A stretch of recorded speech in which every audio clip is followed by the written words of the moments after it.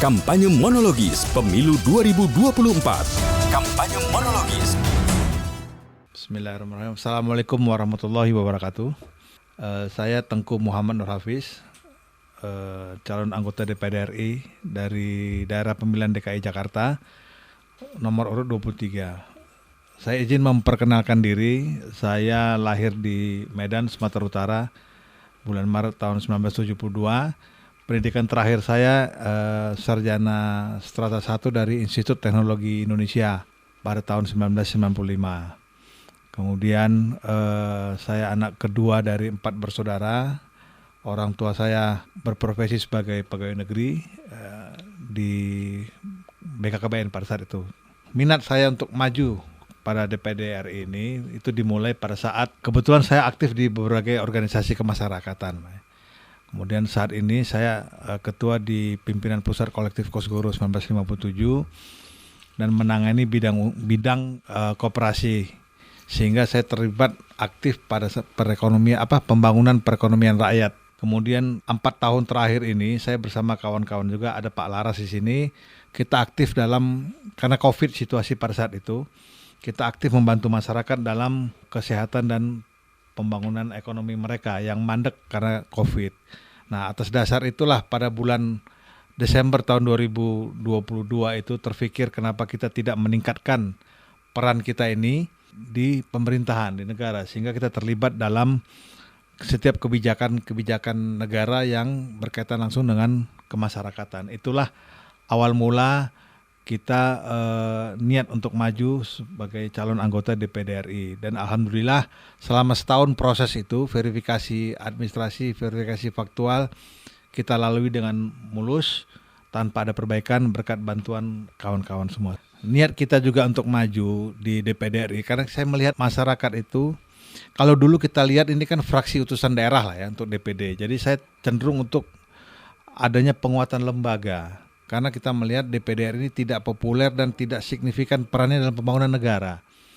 Memang baru umur 20 tahun lah ya DPD RI. Tapi menurut saya sudahlah di undang-undangnya memperkecil tupoksinya. Kemudian tidak ada dinamika dari anggota.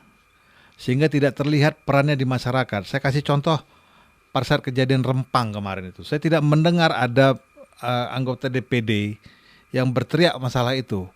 Ya, itu kan tidak bisa pemerintah pusat dengan semena-mena masuk ke satu daerah menggusur, membuldozer, itu tidak bisa. Disitulah kewenangan daerah. Kita bisa berpikir ya Bapak Ibu semua, Republik Indonesia itu baru 78 tahun umur ya. Sementara kita kemarin merayakan ulang tahun Jakarta yang ke-490-an tahun. Kemudian daerah saya di Medan itu 200-an tahun, 274 tahun. Artinya apa? Negara ini duluan terbentuk daerah, baru negara terbentuk. Otomatis harusnya peran daerah itu lebih kuat dalam mempengaruhi kebijakan-kebijakan negara, terutama masalah pembangunan daerah. Ya, kita bisa melihat dengan gampangnya pemerintah pusat itu masuk ke satu daerah, membangun iklim investasi, tapi mengabaikan daerahnya. Menurut saya itu tidak betul, tidak bisa, dan ini yang harus diperkuat oleh DPD RI. Memang tupoksinya DPD RI itu juga memberikan pertimbangan untuk undang-undang pengawasan dan termasuk untuk penguatan perimbangan keuangan pusat dan daerah. Menurut saya itu tidak optimal.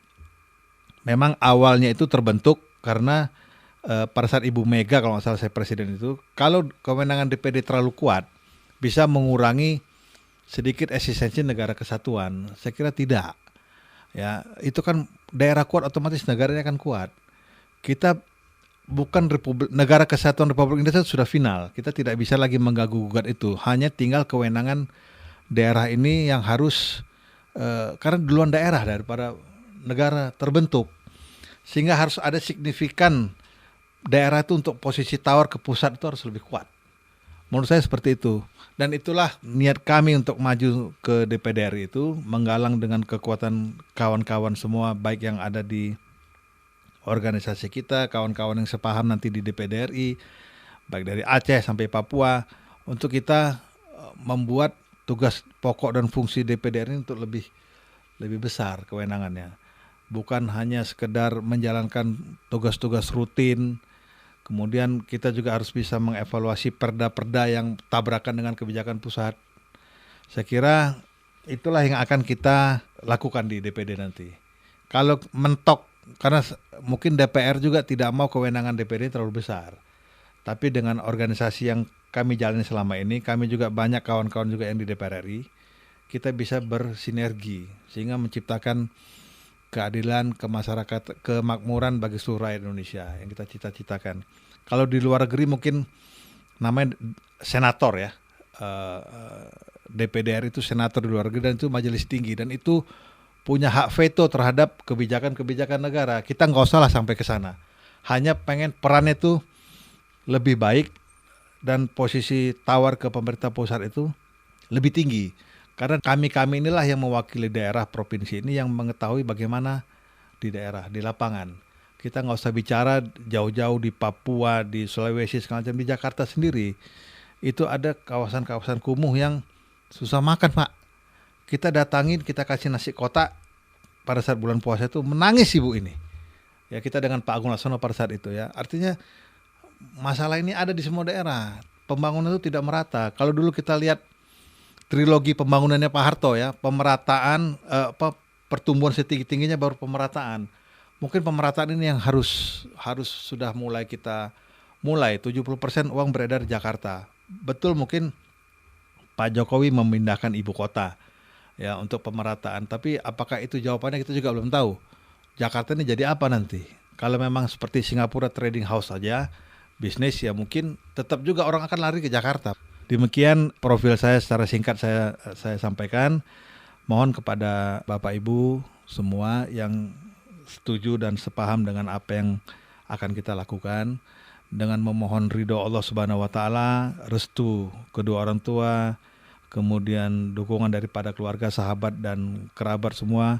Insya Allah kita akan rebut kemenangan pemilu 2024. Kampanye monologis pemilu 2024.